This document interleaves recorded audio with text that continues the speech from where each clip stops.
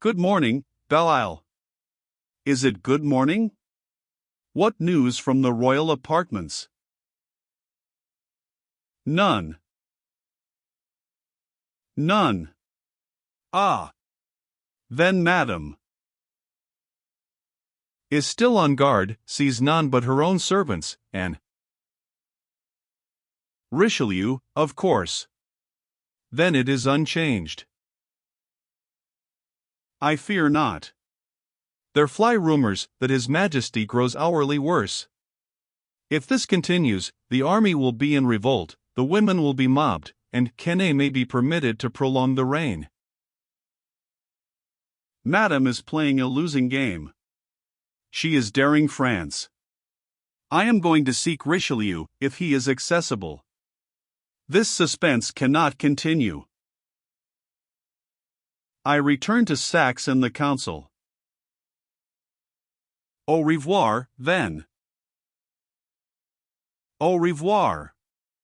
I wish you fortune with Duplessis. You are one of the few who can risk his anger. The two marshals uncovered ceremoniously. Jules de Coigny passed into the Château de Metz, and Belle-Isle continued on his way to the camp. It was August in the same year of 1744, and the heart of France, her army, her court, her king, and her châteauroux, was at Metz, in Alsace, a resting place sought after Dettingen and the long summer campaign. And here at Metz, whence all had thought to depart a week before for Nancy, on the road to Strasbourg, Louis XV fell ill. That had been upon the 8th day of the month. Now, on the 14th, slow-gathering consternation was spreading through city, court, and camp, though, since the morning of his seizure, not a single soul save Madame de Châteauroux, her sister Madame de Lorigues, their personal servants, and Louis Armand de Richelieu had seen the king. Dim rumors that the illness was feigned at first circulated through the chateau. Then, latterly, more vivid and more startling theories, originating none knew where, but spreading with the conviction of truth, voiced the insistence that Louis was ill, worse than anyone knew, and that the favorite, coercing Richelieu into her service, desperate with the fear of dismissal from court when His Majesty's condition came to be discovered, was at Louis's side, keeping at bay the army, the court, and the kingdom.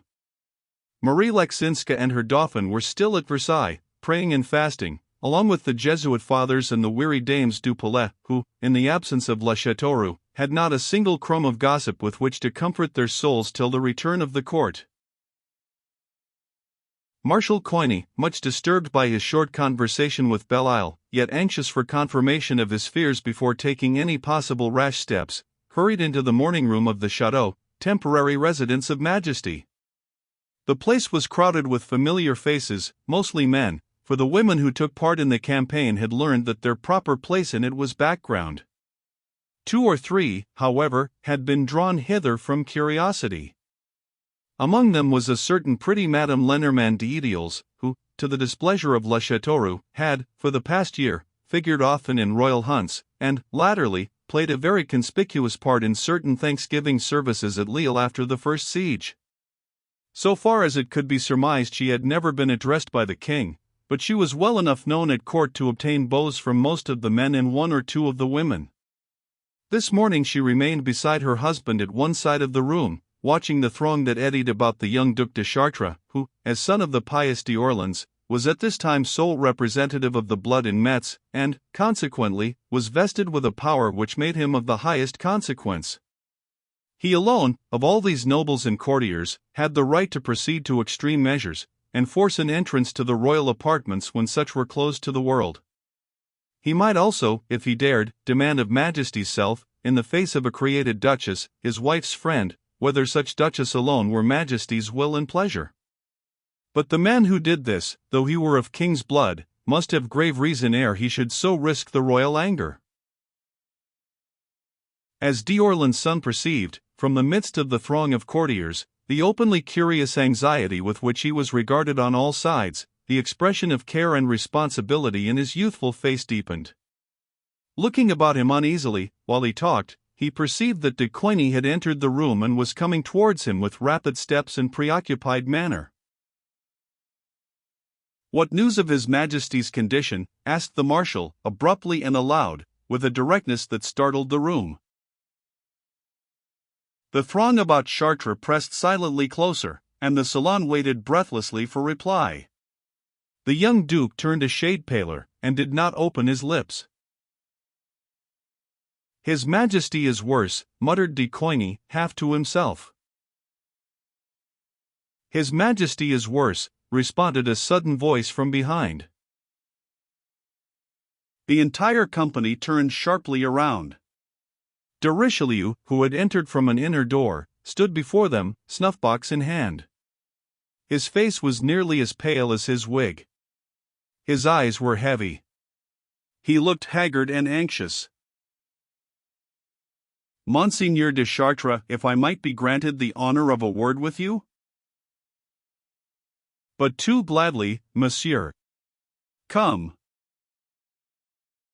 Chartres hurried forward through the respectful but eager throng, seized Richelieu's arm with a whispered sentence, and drew him out of the salon to a room inaccessible to courtiers. Behind they left a tumult of excitement.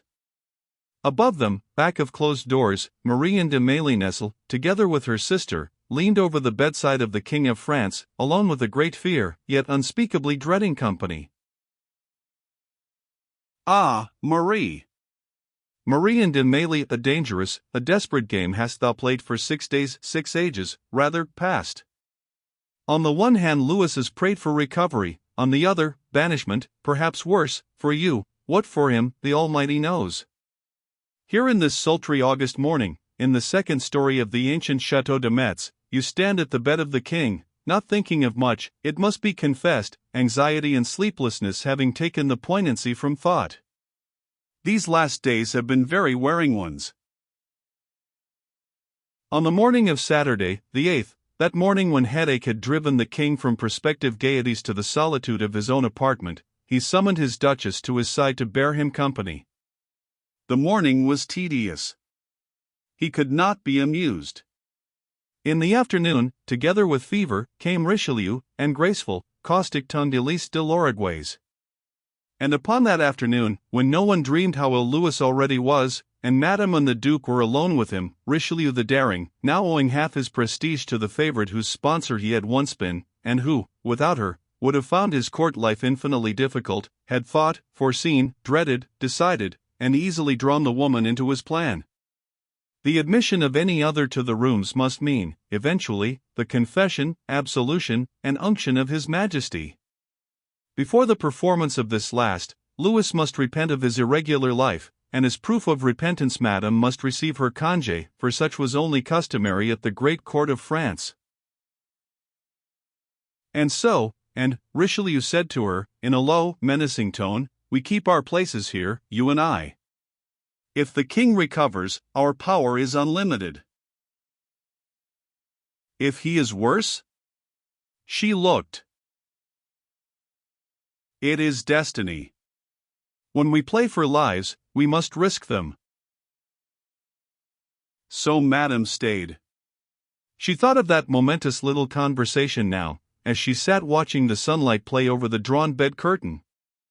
She and her sister had removed from their rooms in the Abbaye Saint-Arnold beside the chateau, where they had lodged at first, and taken possession of the royal suite. Their own servants prepared the sick man's food, their own hands smoothed the hot pillow. They had shut the clamorous court away, letting rumor fly as she would. During the first 3 days Louis, for the most of the time, sat bravely up, in satin lounging robe, cap, and slippers. None could have striven more anxiously to distract and please him than the two favorites and the sister. Notwithstanding, upon the 4th day, Wednesday, now the day before yesterday, his body had mastered his will, and he did not rise. Since then time had not moved, eternity seemed settling down upon the trio of watchers. The king wanted no amusement now. He was perfectly content to lie, half sleeping, through the whole day, smiling faintly when Madame brought his food, accepting a few mouthfuls with an effort, because they came from her fingers, otherwise unmoved, unspeaking, unthinking. Thursday was the same, longer than ever, and as the three sat silent in the dusk, beside the open window, they had not much cared to talk. Only Madame, with what composure she could gather, asked of Richelieu, who had for a moment that day seen de Gevres. "What are the people saying, good uncle?" And Richelieu, nervously smoothing his knee, looked at her with grim significance. "We stake high," he said. The Duchesse de l'Oreguaise gave a little cough. Then silence fell again, while the lips of La Châteauroux closed more firmly, and a rarely seen light came into her eyes. Richelieu's expression, however, did not change. Was it possible that her courage and desperation was greater than his? No. It was this. Richelieu was not yet desperate. There was, for him, still one move that was not left to her. He would not necessarily be banished from court if it came to a point of extreme unction in Madame. But if the King of France were to expire here alone, with them, then Louis Armand du Plessis might, indeed, tremble for what happiness life held for him. He said nothing, however, yet. Twilight mingled with the dark. From many windows glimmered forth the city lights, and Madame finally swallowed a cup of chocolate and sought her rest. Richelieu was left to watch alone, in the darkness, by the king. Louis XV. Slept, now and then restless with fever, but for the most part quietly. The Duke sat in his chair by the window, the sultry night air stealing into him, not asleep, but thinking of many things, of much history known to him alone, of court, of camp, of street, and of the lives of real men. All men, beneath their masks of manners, are very real. What a little game these courtiers played! How lives were broken and intellects stunted for the sake of being, for one little hour, associated with that single man born, willy-nilly, to immortality in history. This very king, for whom he, Richelieu, was living a life envied and unenviable, what was he but a disagreeable fellow, handsome, rather sulky, either really or unaffectedly stupid, lazy, unutterably weary of himself and his business, with more of a taste for turning in cookery than for governing a kingdom or managing an army? After all, these Bourbons might have made an excellent line of workmen, all but Louis XIV, who would have been the ne'er-do-weel of them. Not one but had his taste and real talent for an honest profession. And how were France today, we wonder, had Louis XV turned chef and Louis XVI cultivated to its utmost his no mean ability for locks and clocks? The night grew hotter as it advanced, and rain was promised for the morrow. At midnight, suddenly, the king woke, and demanded, in a voice much changed, something to drink. Richelieu hastily brought wine and water, not too cool. His Majesty drank thirstily, and lay back once more, but with eyes open, till the Duke had put away the glass. Then, with unusual directness, he said,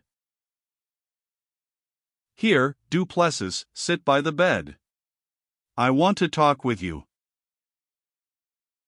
"Will you have light, sire?" "No. It disturbs my eyes. Listen to what I shall say." "You are here?" "Yes." "Well, then, I am going to die." "Sire! For God's sake, let me call some."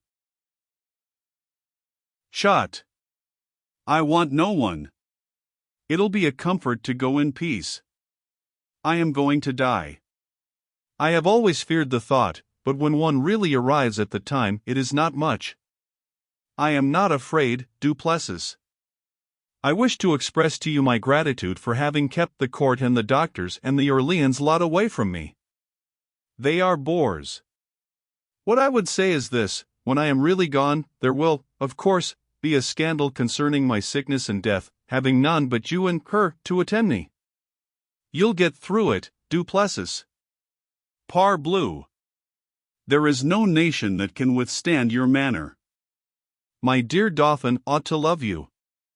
But Anne. Where will she go? What to do for her? Richelieu, I love her. Yes, truly, as no woman before. Take her, then, under your protection. I leave her to your care. Get her from here safely. Send her for a little to her estates, or one of yours. Say that I command her title to remain to her. But, my friend, do not let her marry. Keep her from that. Par le ciel. If I dreamed that she would de Diagenois, or that de Mailly, or any other promise, du Plessis. Your will, always, sire. More wine, then. Diable. My head is on fire. More wine, and I sleep again. Richelieu refilled the glass, which his master drained to the last drop. Then he sank back to the pillows, turned restlessly half a dozen times, whistled a bar or two in the darkness, and so dozed again, while the Duke, with a new and very heavy weight upon his heart, returned to the window. The king had frightened him more than he dared confess to himself. Certainly Louis's words had been unmistakably sincere. He believed that he was going to die. The king's fear of danger to his favorite duchess was well-founded, unquestionably. But the king's confidence in Richelieu's ability to rise again in the world, Richelieu himself held in very decided doubt. If matters were come to this pass, it were well to act. When a man's Damocles has actually got to the single hair state, that man, if there be any way in which to move, does very well to get from under it, though he must leave a companion behind, helpless, in his place. The king must live till morning, must absolutely live till morning, and then Richelieu would once more prove himself a wise man. He must turn traitor to his personal trust with Madame and the king, too, for the sake of the safety of the king, and, therefore, his own. If he regretted the inevitable consequences in the career of La Châteauroux, he was philosopher enough to wave them aside without difficulty.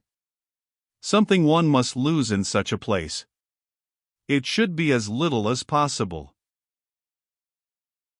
On Friday morning the king awoke to find his 3 attendants all beside him, and what repast he might take, chocolate, a roll, a jelly not too well prescribed, waiting. From his manner one could not have told whether or not he recalled that midnight conversation with du Plessis. Certainty he looked ill enough this morning. His flushed face was haggard, his lips cracked, his blue eyes dull, his brain feeble, but half working. Madame looked upon him with a pang of grief and fear. While she smoothed out his bright yellow locks, freed from their wig, and bathed his unpainted face and dry hands with scented water, her sister holding the silver basin, Richelieu disappeared. An hour later, when the room was again still, a fly or two buzzing at the window, Madame de Lorigues purfling, Marie and beside the drowsy king, the Duke had not yet returned. It was the longest absence that he had made from the bedside, except for sleep. That he was not asleep now, Madame knew very well. His bed in the royal suite had been made. He had let himself quite out of these rooms, and was gone to whom? Whither? And Madame de Châteauroux, though she trusted Richelieu as she did herself, became, after a little, nervous with anxiety for his return. Presently she moved over to Madame de Lorigues, her puppet shadow. Elise, du Plessis is absent still. I am disturbed. Why should he be so long away? Do you think? I think that he has gone to de Gevres. He will bring us back some news of the court. It will be something to divert His Majesty this afternoon, and something for us to listen to this morning. Hi-ho! At this moment the king's hand slipped through the bed curtains and drew one of them aside till his face was visible. Smiling faintly at the Duchess, he motioned her to him with a peculiar glance. Du Plessis is out, you say? Madame nodded. Send for him, then. Recall him at once. He is here, interrupted Elise. The door from the broad hall to the anteroom had opened. For an instant Madame's heart stood still. Then Richelieu, patchbox in hand, came leisurely in. Ah! The relief in the sigh was very apparent. You have been absent so long, we became anxious. The Duke smiled pleasantly and shrugged. "His Majesty is awake?" he asked, seeing that Madame was by the bed.